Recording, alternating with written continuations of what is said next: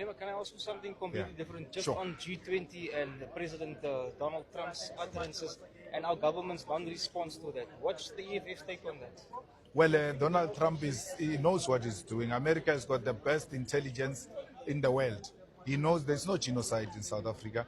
He knows that a tiny minority few that continues to peddle lies about us are actually the ones who are causing unnecessary panic, both here at home and in the international market, which is not in the interest of South Africans, particularly those who are involved in business and more in particular at the agricultural level, because it is the agricultural sector that stands to benefit from those opportunities. And when you close them out, you're closing Afrikaners out, yet you claim to represent the Afrikaners. That's why the Afrikaners had to rise on their own and say this is a complete lie. There's a bit of crime in South Africa. We assist with that matter, but to say there is a genocide is a completely misplaced. Donald Trump doesn't know politics and doesn't know the world itself.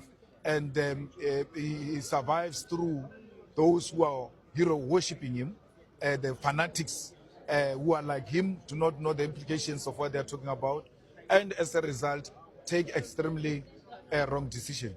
The G20 is going to continue without America and will hand it over to America. It will be successful with or without him.